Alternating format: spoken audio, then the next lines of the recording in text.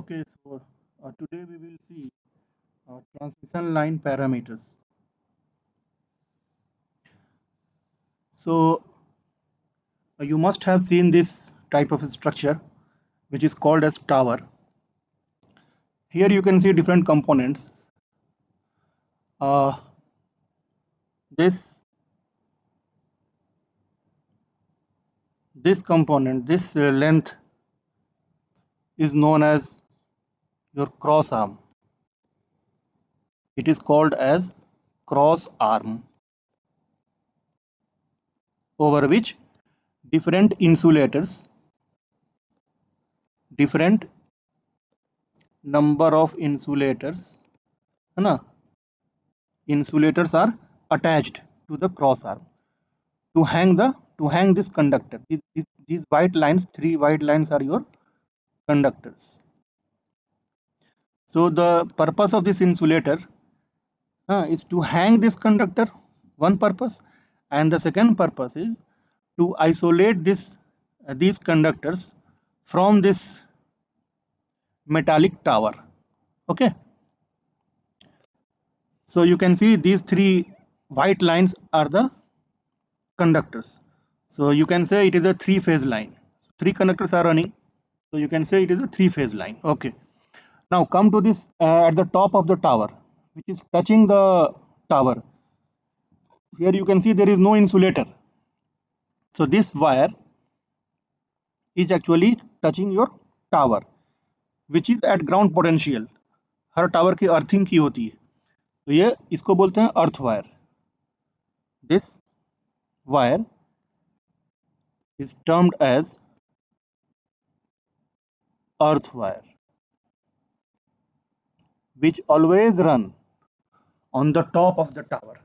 Okay, so we know that every conductor has its own inherent resistance, so there will be resistance.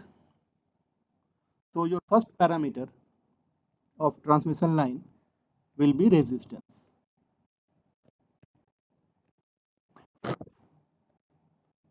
and the symbol we all know it is represented by R. Also we know that whenever a current carrying conductor is there, it set up a magnetic field. Okay, that magnetic field links with the conductor itself, है ना? And produces inductance in the line. So your second term is inductance, and the symbol for inductance we all know that it is represented by L. So these resistances and inductances are called as series parameter. Okay, these are called as series parameters of the line. Okay, now if you see, suppose this is your one conductor, its phase is R, this one is I, this one is B, R phase, Y phase, B phase. So we know that there is a area between these conductors. So there will be a capacitance formed, है between each conductor. So your third parameter is your capacitances,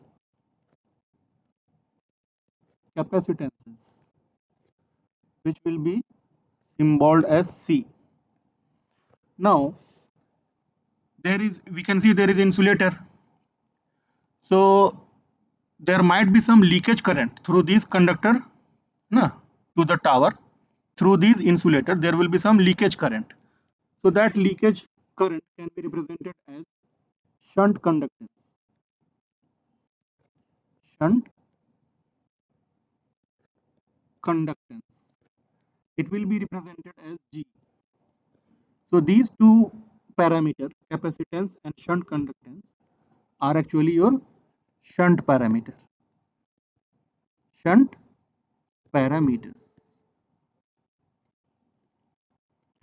So why do we need to study these parameters of transmission line? Actually, you will come to know later that all these parameters will help in analysis of the transmission line.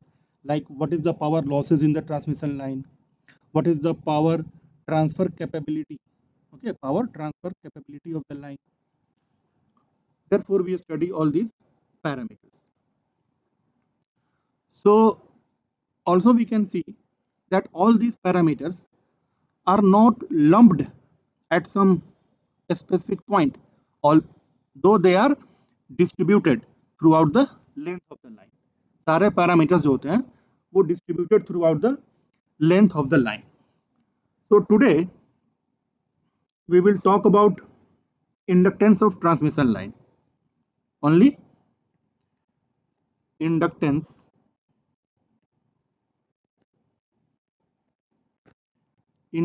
of transmission line. Okay.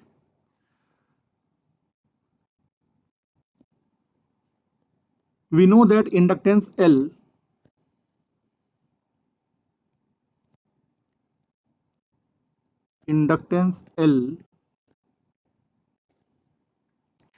is given as flux linkage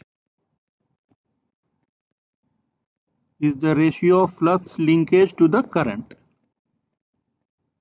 Okay, this flux linkage is actually represented as lambda and current as I. Also this flux linkage lambda can be written as Weber turn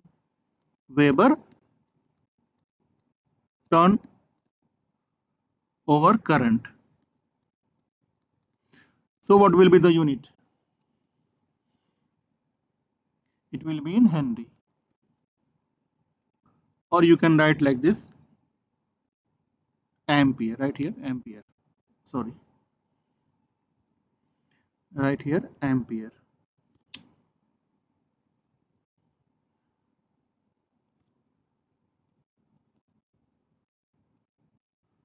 Okay,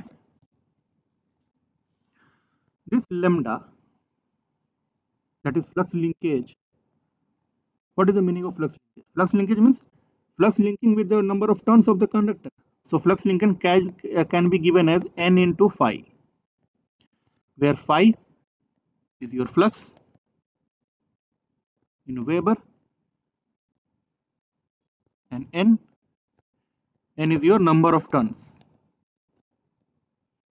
N is your number of turns. Now we will see that on what different values, on what different things your inductance will depend. So inductance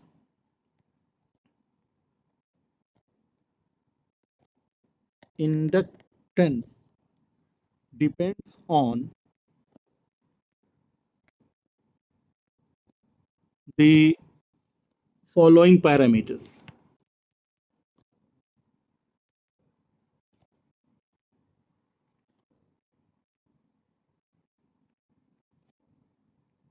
The first one is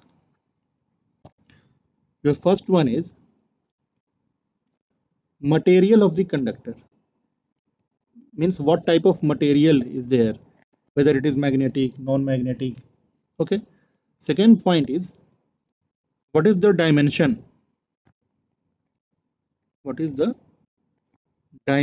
the conductor. We generally talk in transmission line the dimension of conductor as a circular, means we talk about only radius.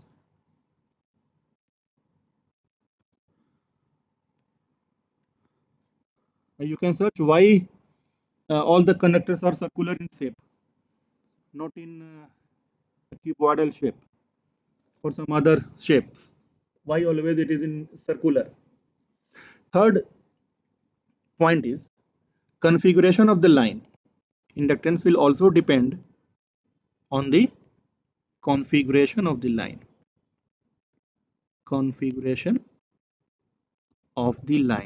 Means whether it is single circuit line,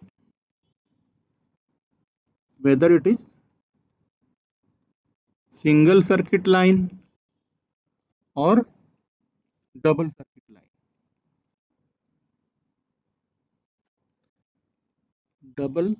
circuit line. Next point is spacing between the conductor. Spacing between the conductors means what is the actual distance between different conductors. Like here we have seen a three conductors. So what is the distance between these R and Y and B, and R and B? So that distance also affects the inductance of the line. Okay. Next point is flux linkage.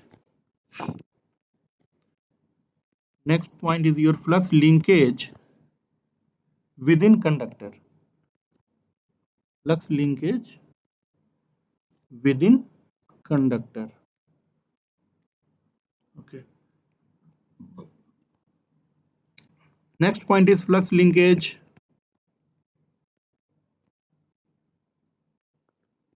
due to other conductors in surroundings. Due to other conductors in surroundings. Therefore, the total inductance of any line of or any conductor will be always the summation of internal inductance and external inductance. Okay, external inductance. This internal inductance will be the inductance due to flux linkages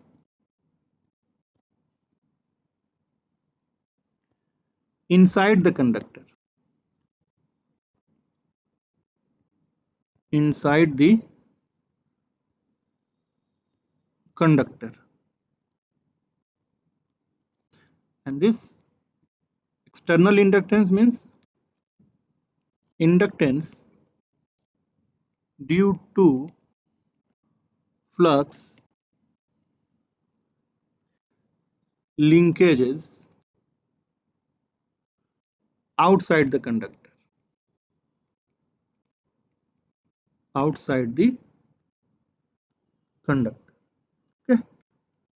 Now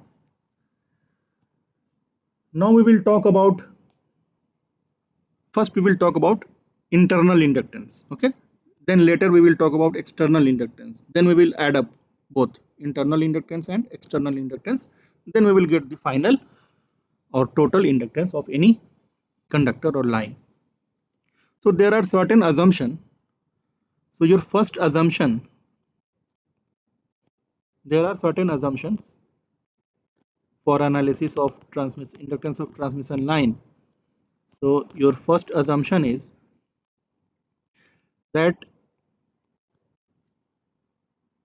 uniform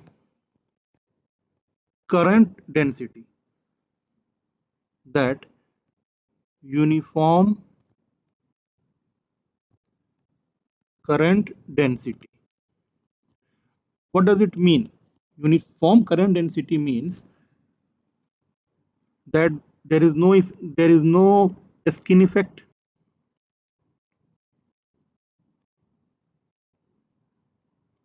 or no proximity effect or no proximity effect. Second assumption is a stranded conductor is assumed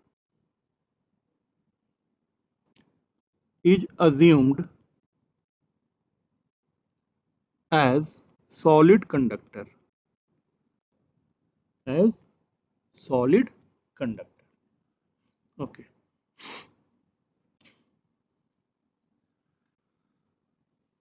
So now we will see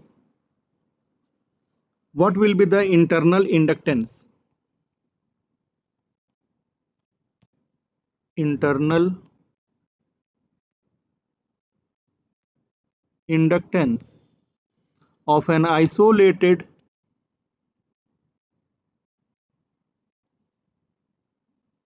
current carrying conductor. Current carrying conductor. Internal inductance of an isolated current carrying conductor.